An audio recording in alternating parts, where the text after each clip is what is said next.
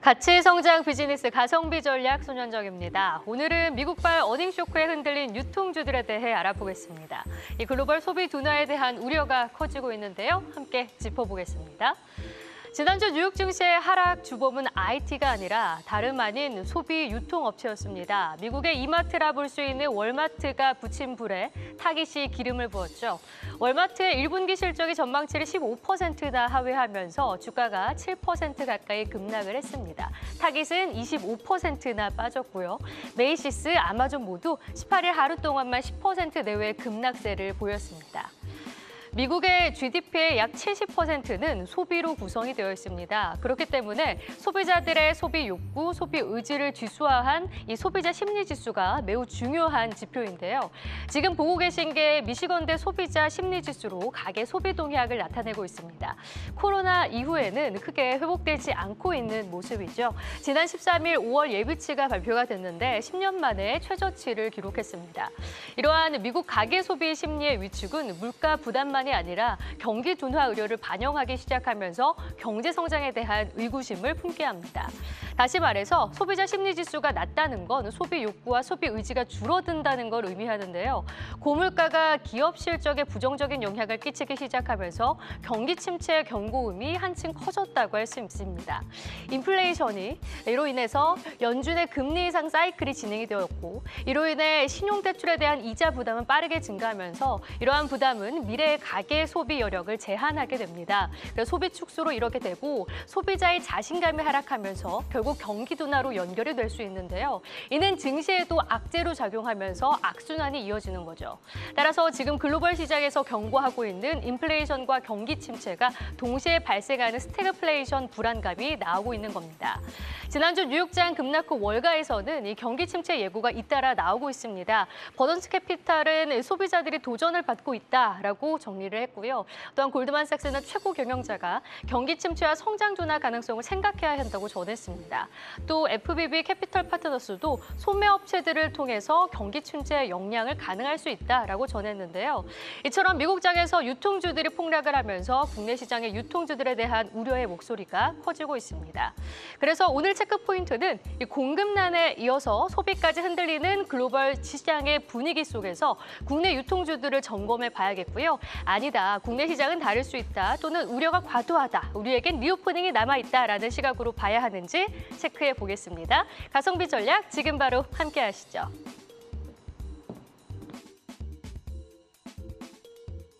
네, 손현정의 그 브리핑 잘 봤습니다. 오늘 유통주 한번 짚어보기 위해서 이베스트투자증권 오리나 수석연구원 나와주셨습니다. 오랜만입니다. 안녕하세요. 연구원님. 네. 안녕하세요. 자, 지금 앞서 우리 손현정 앵커께서도 그 브리핑을 해주셨습니다만 지난주 사실 그 타겟발 충격은 좀 쇼킹했습니다. 네, 맞습니다. 아니, 더군다나 미국의 4월 달 소매 판매가 좋게 나왔잖아요. 그렇죠. 그래서 소매 판매가 저렇게 지표가 의외로 좋게 나왔으면은 뭐 유통업, 소매업 쪽도 나쁘지 않겠거니 했는데 한번 어떻게 보셨어요? 그 당시 이제 실적이나 실적이 네. 미국도 그렇고 또 저희 업종이 이제 유통하고 화장품 봤을 때 전체적으로 원가 부담에 대한 부분들이 반영이 되었던 분기였던 것 같고요. 네. 그래서 특히나 이제 화장품 쪽 같은 경우는 원자재 가격 상승 그리고 또 이마트 밑에 있는 스타벅스 커피 코리아 같은 자회사들도 워낙에 안정적으로 이익을 내고 있었던 캐시카우 역할을 하고 있었는데 여기도 이제 원두 가격 상승 이런 내용이 반영이 됐습니다. 그래서 그런 부분 때문에 기대에 조금 못 미쳤던 내용들이 있었고요. 근데 전체적으로 저희는 리오프닝에 좀 더 기대를 하고 있는 상황입니다. 기대를 하고 있다. 네. 그 이마트 같은 경우에도 1분기 실적이 조금 부진하지 않았습니까? 네, 맞아요. 그래도 자회사 실적들이 안 좋았기 때문에 영향을 준 것으로 보고 있는데 2분기에는 조금 살아날 수 있을지 이게 좀 관전 포인트일 것 같아요. 리오프닝 효과를 좀 기대해봐도 좋을까요? 일단 유통업체들 1분기 실적이 발표가 되고 어떤 업체들 전체적으로 다 오미크론 영향 좀 있었던 상황이었고요. 백화점 같은 경우는 이제 의류 쪽이 좀 회복되는 게 좀 체크가 되었고 그리고 할인점은 온라인 쪽 강화하는 것 때문에 부담이 좀 지속이 되고 있는 상황이고요. 그리고 편의점은 진단키트 판매가 좀 호조를 보이면서 실적이 잘 나온 업체도 있었고 또 어닝 쇼크를 기록한 업체도 있었습니다. 네, 말씀 주신 할인점 이제 이마트 관련해서 말씀을 드리면은 지금 별도 법인이 할인점 그리고 트레이더스 그리고 전문점 노브랜드 전문점 같은 걸 운영하고 있는 법인이고요. 그리고 연결 자회사로 붙어 있는 업체들이 뭐 쓱닷컴부터 해서 이번에 새로 들어온 지마켓 글로벌 예전에 이베이 코리아죠. 이렇게 보시면 되는데 근데 할인점 자체의 기존 점포 신장률은 괜찮았습니다만은 이 온라인 쪽 비중이 좀 늘어나면서 저희가 실제로 주문을 온라인에서 하지만 만약에 이 주문이 매장에서 처리됐다 했을 때에는 매장에서 이제 매출을 잡되 수수료를 지급을 하는 게 있어요. 온라인 쓱닷컴 쪽으로. 그래서 그쪽 비중이 늘어나면서 좀 별도법인 영업이익이 감소를 했었었고요. 더불어서 자회사 쪽에서 지금 이마트 연결 실적 영업이익이 344억 원이 나왔는데 그중에 스타벅스 코리아가 290억 원을 기록했습니다. 그러니까 다른 부분이 워낙 부진했다라는 점을 확인하실 수가 있을 것 같고요. 앞서 말씀드린 이제 스타벅스 쪽 부진했던 내용 그리고 쓱닷컴은 지금 외형 확장 전략을 좀 가지고 있다 보니까 적자가 지속이 되고 있고요.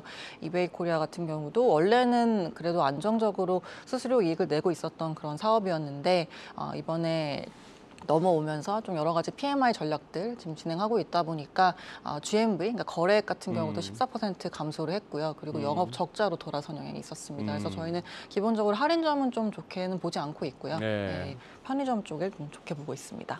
아니 지난주 이제 뭐 타겟, 월마트 아까 살펴주셨던 뭐 코스트코 해서 메이시스까지 미국 그쪽의 소매업, 유통업 쪽들은 그야말로 주가가 무너졌다고 할 수 있는데 그렇죠. 반면에 우리는 뭐 이마트, 롯데쇼핑, 현대백화점, 뭐 신세계 할 것 없이 리테일 쪽에 쭉쭉 훑어보면은 큰 재미도 없었지만 무너지지도 않아요. 그렇죠. 네. 예? 그러면은 이게 지금 우리 투자하시는 분들 입장에서 이 유통주가 굳이 이게 안 움직이는 업종이고 종목들인데 그래도 지금 우리 오영곤님 그걸 가져오셨어요. 탑픽으로 현대백화점. 현대백화점과 BGF 리테일 가장 좋게 보고 있습니다. 그래요. 현대백화점 그러면 투자 포인트는? 저희가 일단 첫 번째로는 그동안에 최근 한 몇 년이? 거의 한 10년 넘게 명품 성장이 의류 대비 이제 더 좋았었고 그리고 백화점의 실적을 견인했었던 포인트 중에 하나였었는데 근데 지금 이번 실적에서 나타났던 가장 좀 특이사항이 패션 쪽 성장률이 회복이 나타나는 걸 확인이 됐습니다. 그래서 지금 4월 같은 경우도 두 자릿수 성장을 영패션, 뭐 남성 패션, 여성 패션 할 거 없이 나타나고 있는 상황이고요. 그래서 아무래도 리오프닝이 지금 코앞에 다가왔다 보니까 확실히 이제 명품으로 많이 보복 소비하시던 게 이제 의류 쪽으로 좀 이전이 됐다 이렇게 판단을 하고 있고 아시겠지만 이제 의류 같은 경우 가장 마진이 좋은 상품이다 보니까 이쪽 비중이 올라가면은 GP 마진이 올라가는 선순환을 겪을 수가 있습니다. 그래서 이 부분 좋게 보고 있는 게 첫 번째고요. 그다음 두 번째로는 현대백화점의 지금 더현대서울 같은 경우 이미 3월 달에 BEP 넘어선 걸로 추정을 하고 있고요. 요즘도 여의도 거기 미어 터집니까? 요새는 밥을 먹기가 거의 힘들 밥을 정도로, 먹기가 힘들 정도로. 특히 이제 리오프닝 되고 나서는 더더욱 또 지방에서 놀러 오시는 분들도 많으셔가지고요. 근데 이 점포에 가장 좀 저희가 좋게 평가하고 있는 부분이 전체 매출의 한 30대 분들의 매출 비중이 50%가 넘어간다는 점입니다. 그래서 젊은 층에서 건전한 성장을 이뤘다 이렇게 판단을 하고 있고 사실 그동안의 백화점 업체들의 가장 고민이 이 채널이 온라인 대비 경쟁력이 떨어진다라는 거였고 그런 젊은 세대들의 공감을 이끌어내지 못한다는 그런 점포 자체의 매력이 떨어지는 부분들이 있었는데 이제 이런 것이 해결이 됐다라고 저희가 좋게 평가를 하고 있는 부분입니다. 그래서 일단 마진이 가장 좋은 패션 쪽 그리고 또 이런 점포들 선순환 지금 구축을 한 게 가장 좋게 보고 있는 부분입니다. 그래요. 네. 그리고 새벽 배송의 강자 마켓컬리와 그리고 쓱 그리고 오아시스 모두 상장을 앞두고 있는데요. 근데 하지만 최근에 공모주 시장 같은 경우에 워낙 부진하기 때문에 좀 우려가 되는 부분도 있습니다. 올해 상장 철회 기업만 한 6곳이 된다고 하더라고요.